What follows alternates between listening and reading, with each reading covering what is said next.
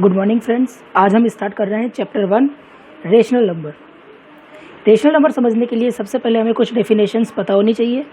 उनमें फर्स्ट है natural number. Natural number क्या होता है? नेचुरल नंबर वो नंबर्स होते हैं जो 1 से स्टार्ट होते हैं और इनफाइनाइट तक चलते हैं। नेचुरल नंबर स्टार्ट फ्रॉम 1 और इनफाइनाइट तक चलते हैं, जैसे 1 2 3 4 एंड सो ऑन। ये आपके 1 से स्टार्ट होंगे और इनफाइनाइट तक चलेंगे। ये इनफाइनाइट का साइन होता है। इसके बाद में सेकंड डेफिनेशन है whole number.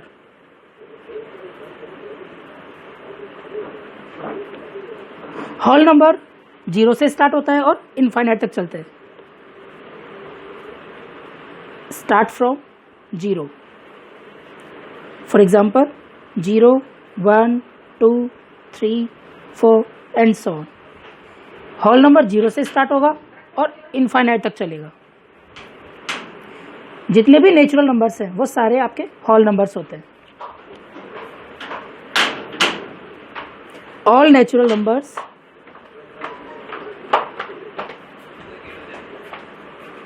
Are whole number.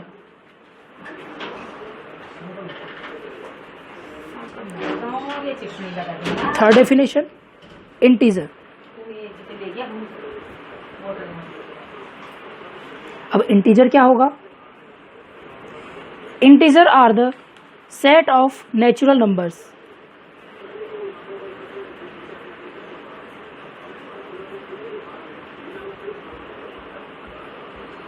set of natural numbers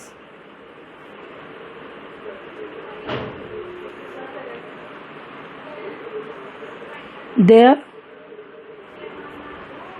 additive inverse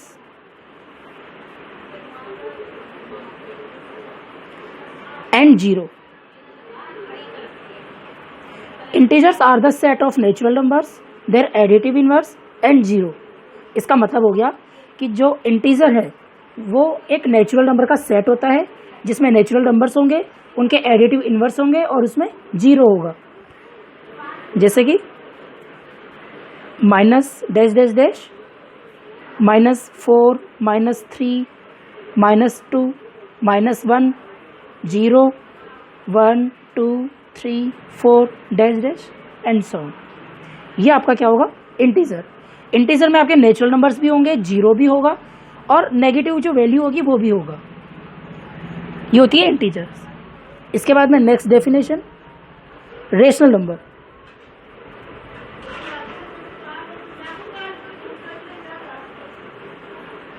अब रेशनल नंबर क्या होता है? The rational numbers are those numbers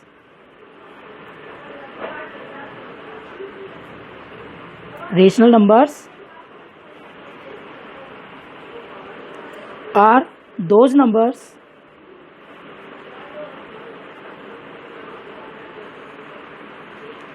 which can be written as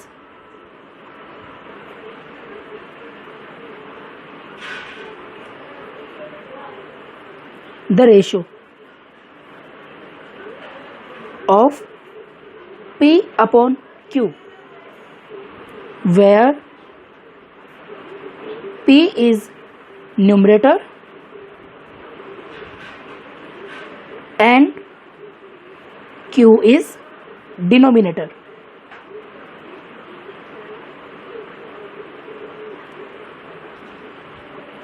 rational number क्या होता है? रेशनल नंबर वो नंबर्स होते हैं जिन्हें हम P अपॉन Q के रेशो में लिख सके, जहाँ पे P न्यूमरेटर होता है एंड Q डिनोमिनेटर होता है।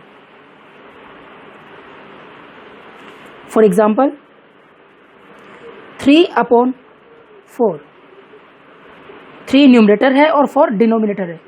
तो रेशनल नंबर वो नंबर होगा जिसे हम अपॉन में लिख सके, जिसमें न्यूमरेटर भी होता है और डिनोमिनेटर भी होता है।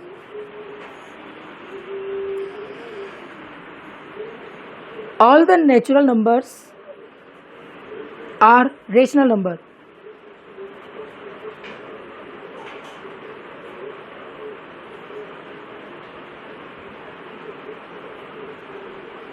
जितने भी नेचुरल नंबर्स हैं वो सभी रेशनल नंबर होते हैं, लेकिन नेचुरल नंबर्स में तो ओनली न्यूमरेटर होता है, डिनोमिनेटर तो होता ही नहीं है, तो फिर रेशनल नंबर किस तरीके से होगा?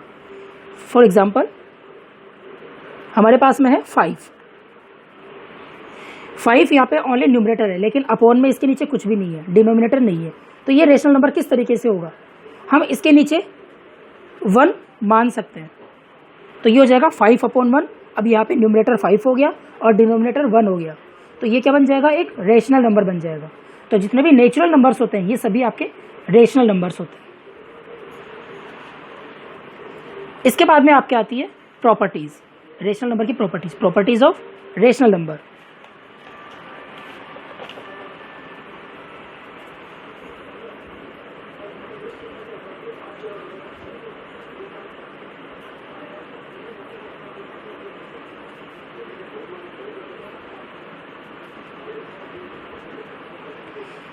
अब रेशनल नंबर की प्रॉपर्टीज कौन कौन सी होगी? फर्स्ट प्रॉपर्टी है इसकी क्लोजर प्रॉपर्टी।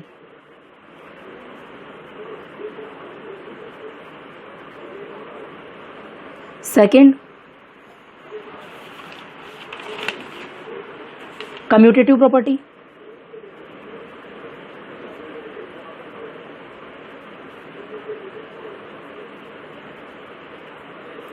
और थर्ड प्रॉपर्टी है इसकी एसोसिएटिव प्रॉपर्टी।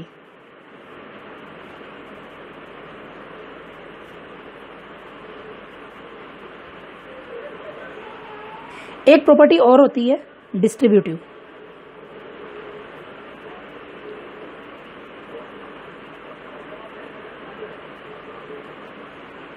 ये 4 प्रॉपर्टीज होती है।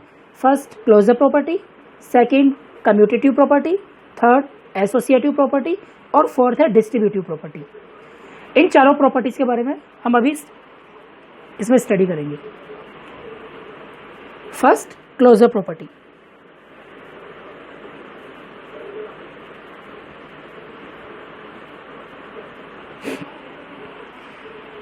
रेशनल नंबर के लिए क्लोजर प्रॉपर्टी में इसमें आपके चारों,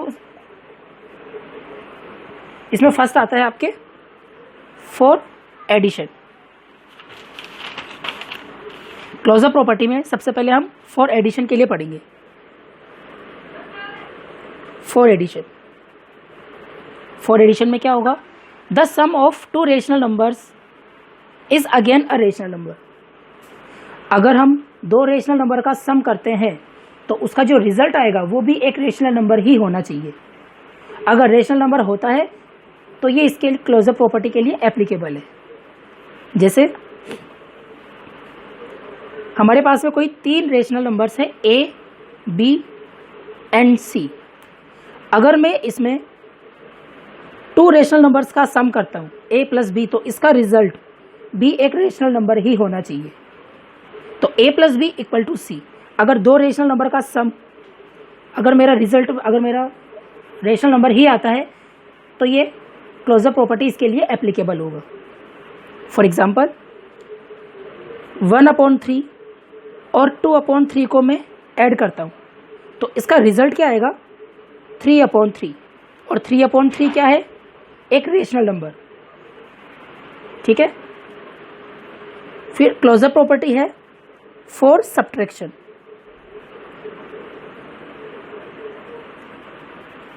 सब्ट्रैक्शन के लिए क्या होगा? इसमें भी यही होगा कि अगर मेरी 2 रेशनल नंबर का सब्ट्रैक्शन, उसका रिजल्ट अगर एक रेशनल नंबर ही आता है तो ये इस सब्ट्रैक्शन के लिए एप्लीकेबल होगा। For example A - B = C। 2 rational number का सब्ट्रैक्शन भी एक रेशनल नंबर ही होना चाहिए। फॉर एग्जांपल 4/5 - 1/5, ये दोनों मेरे रेशनल नंबर है। तो 4/5 में से 1/5 को अगर मैं माइनस करता हूँ, सब्ट्रैक्शन करता हूँ, तो मेरे आता है 3/5। और 3/5 एक रेशनल नंबर होता है। तो क्लोजर प्रॉपर्टी सब्ट्रैक्शन के लिए भी एप्लीकेबल होती है। Next for multiplication.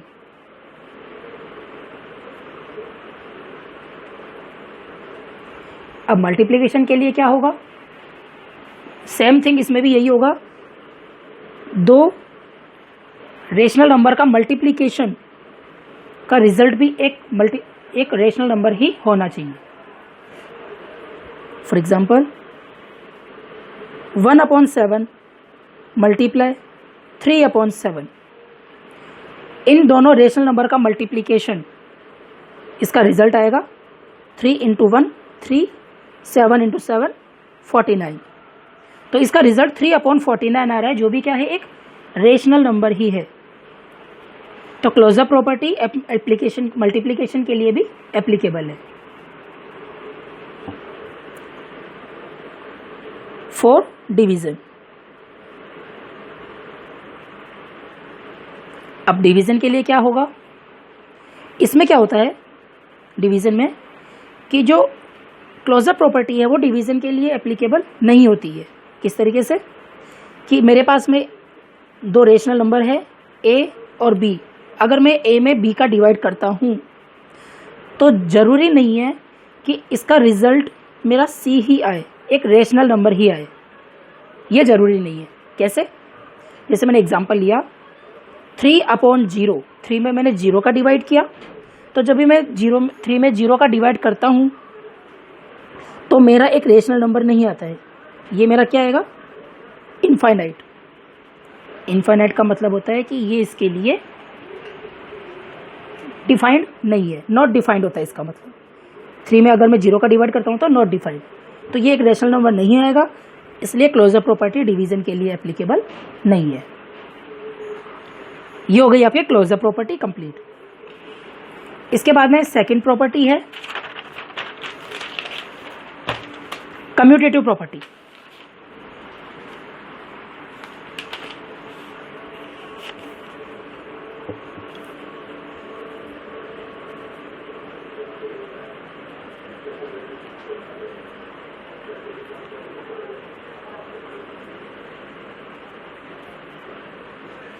Commutative property, इसमें भी आपके चारों चीज़ें आएगी, एडिशन, सब्ट्रैक्शन, मल्टीप्लिकेशन और डिवीज़न।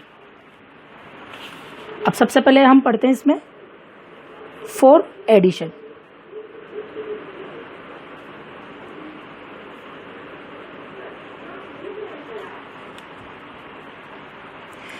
एडिशन के लिए 2 rational numbers can be added in any order, the result is also a rational number. इसका क्या मतलब हुआ, देखो हमारे पास में यहाँ पे a और b 2 रेशनल नंबर्स हैं।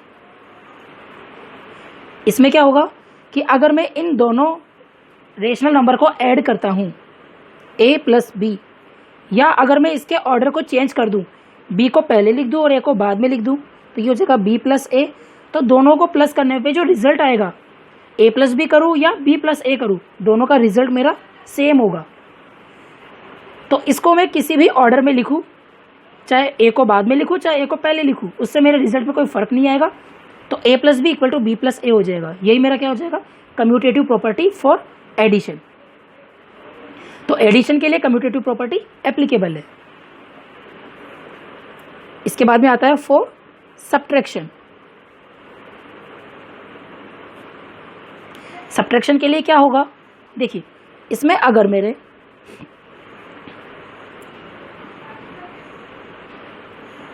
The subtraction are not commutative for rational numbers, subtraction के लिए कम्यूटेटिव प्रॉपर्टी एप्लीकेबल नहीं होती है।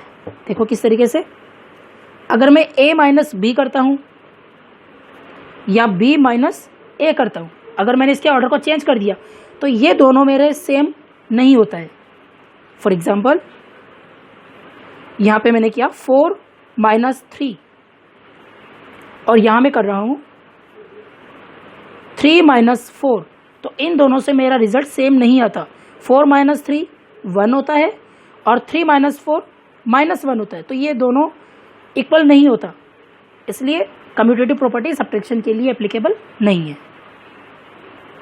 Third, for multiplication.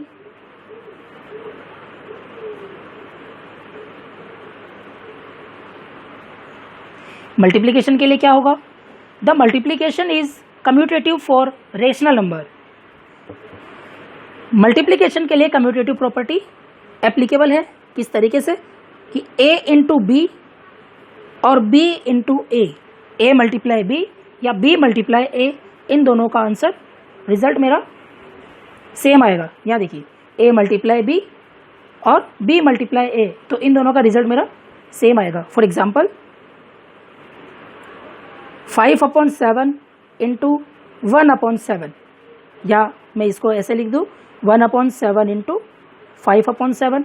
दोनों को अगर मैं मल्टीप्लाई करता हूँ तो 1 इंटू 1 5 इंटू 1 5, 7 इंटू 7 49, और यहाँ भी 1 इंटू 5 5, 7 इंटू 7 49। दोनों से रिजल्ट मेरा सेम आ रहा है, तो मल्टीप्लिकेशन के लिए कम्यूटेटिव प्रॉपर्टी एप्लीकेबल है।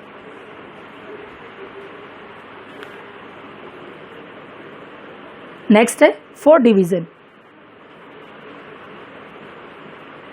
डिवीजन के लिए क्या हो जाएगा, division is not commutative for rational number.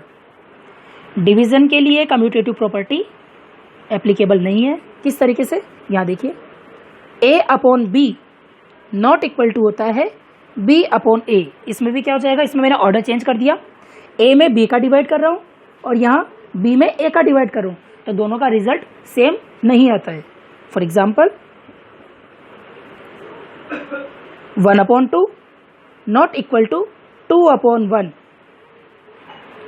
1/2 और 2/1 दोनों इक्वल नहीं होते हैं, तो डिवीजन के लिए कम्यूटेटिव प्रॉपर्टी एप्लीकेबल नहीं है।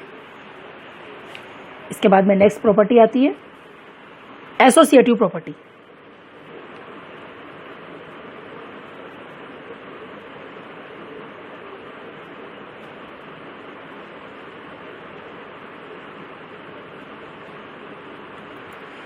एसोसिएटिव प्रॉपर्टी में क्या होगा, इसमें भी first for addition,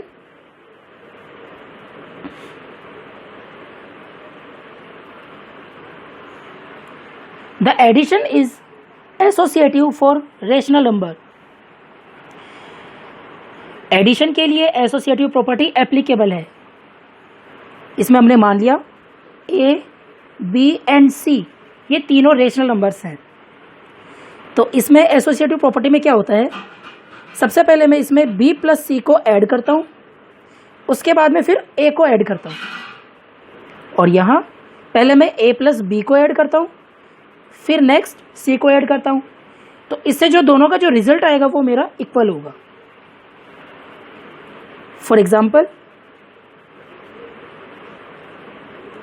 1/2 plus 3/2 plus 4/2,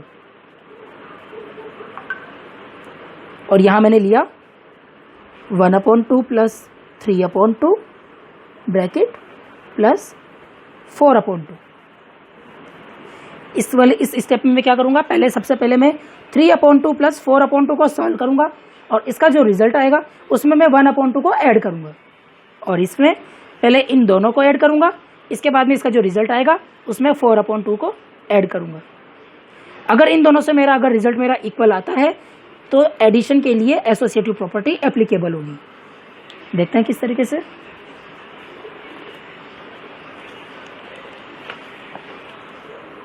सबसे पहले मैंने इसमें प्लस किया 1/2 में,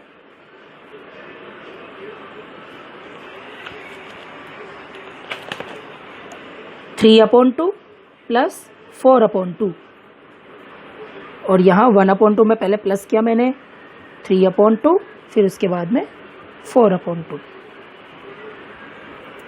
1/2 प्लस इन दोनों का रिजल्ट क्या आएगा 7/2, इन दोनों का रिजल्ट 4/2 प्लस 4/2। इसके बाद नेक्स्ट दोनों का सॉल्यूशन किया, ये तो हो जाएगा 8/2 और ये हो जाएगा 4 + 4 8/2। दोनों का रिजल्ट सेम आ रहा है, तो इसके लिए क्या हो जाएगा, फॉर एडिशन के लिए एसोसिएटिव प्रॉपर्टी एप्लीकेबल होती है। Next for subtraction.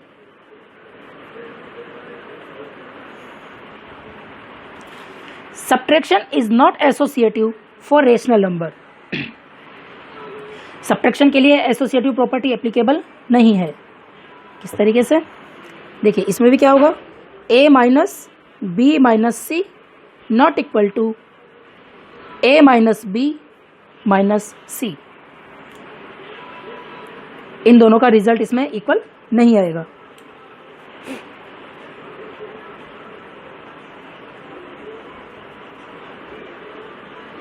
Next is for multiplication.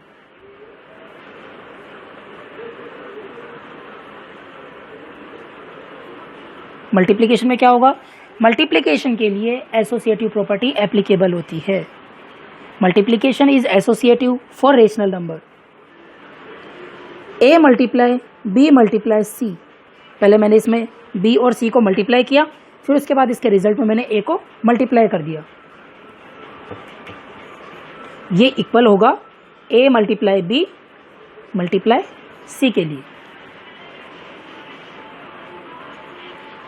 ठीक है, इसके बाद में आता है फॉर डिवीजन। डिवीजन के लिए क्या होगा, the division is not associative for rational numbers.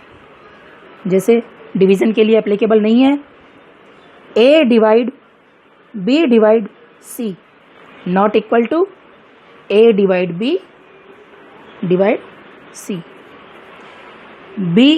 b में मैंने c का डिवाइड किया, फिर जो रिजल्ट आया उसका डिवाइड मैंने a में किया, और इस तरीके से पहले a में b का डिवाइड किया, फिर जो रिजल्ट आया उसको c से डिवाइड करूंगा, तो दोनों का रिजल्ट मेरा इक्वल नहीं आएगा। तो डिवीजन के लिए एसोसिएटिव प्रॉपर्टी एप्लीकेबल नहीं होती है।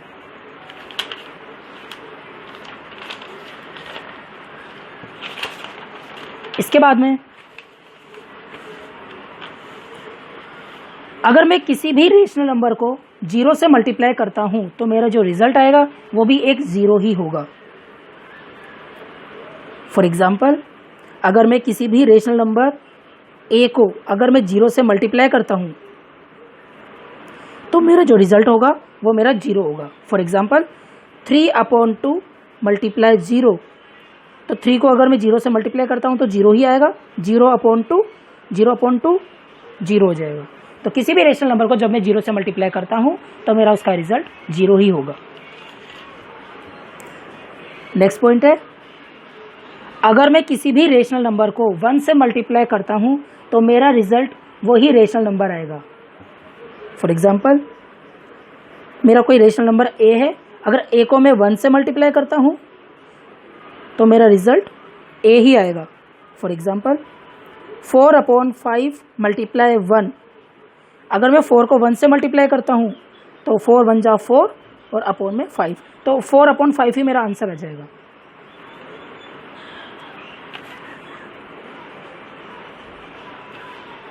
नेक्स्ट इज नेगेटिव नंबर और एडिटिव इनवर्स। अब ये नेगेटिव और एडिटिव इनवर्स क्या चीज होती है?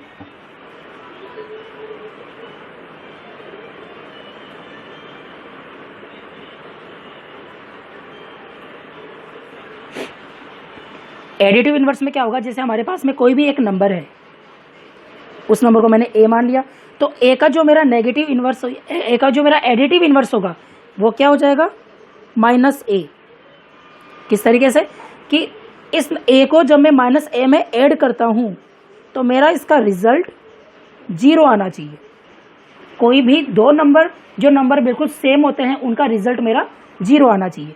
जैसे मेरे पास में कोई नंबर है 5, तो 5 में मैं क्या ऐड करूं कि मेरा इसका रिजल्ट 0 आ जाए, तो 5 में मुझे ऐड करना पड़ेगा -5 को, तो इसका रिजल्ट मेरा 0 आ जाएगा।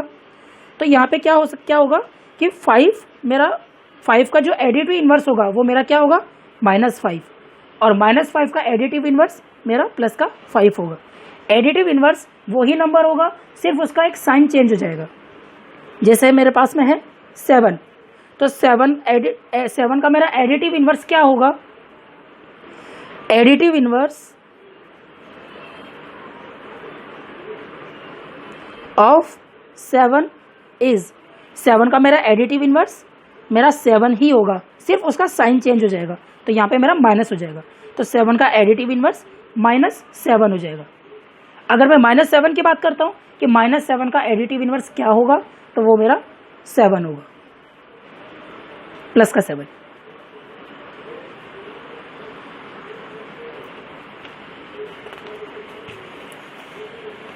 इसके बाद में आता है अपना नेक्स्ट टॉपिक है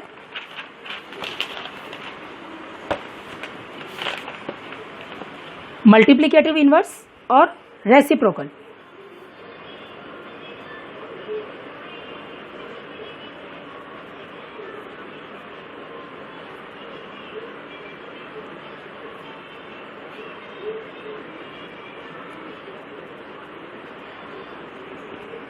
अब यहाँ पे रेसिप्रोकल क्या होता है, जैसे कोई भी नंबर है मेरे पास में a, तो a का मेरा रेसिप्रोकल क्या हो जाएगा, a के नीचे मैं 1 मान सकता हूँ, तो इसका मेरा जो रेसिप्रोकल होगा वो मेरा क्या हो जाएगा, इसी का जस्ट उल्टा हो जाएगा, 1/a। 1 न्यूमरेटर में चला जाएगा और a डिनोमिनेटर में आ जाएगा। ये मेरा इसका रेसिप्रोकल हो गया। फॉर एग्जाम्पल मेरे पास में है 6/5, तो 6/5 का रेसिप्रोकल क्या होगा, 5 न्यूमरेटर में आ जाएगा और 6 डिनोमिनेटर में आ जाएगा। ये मेरा इसका रेसिप्रोकल हो गया। जैसे इसमें कोई क्वेश्चन है -1/3 का रेसिप्रोकल क्या होगा, what is the reciprocal of -1/3? The reciprocal of -1/3 is 3/-1। Denominator numerator में चला जाएगा और न्यूमरेटर डिनोमिनेटर में आ जाएगा। ये मेरा इसका क्या हो जाएगा, मल्टीप्लिकेटिव इनवर्स और रेसिप्रोकल। इसके बाद में अब हम नेक्स्ट क्लास में आगे की स्टडी करेंगे। Thank you.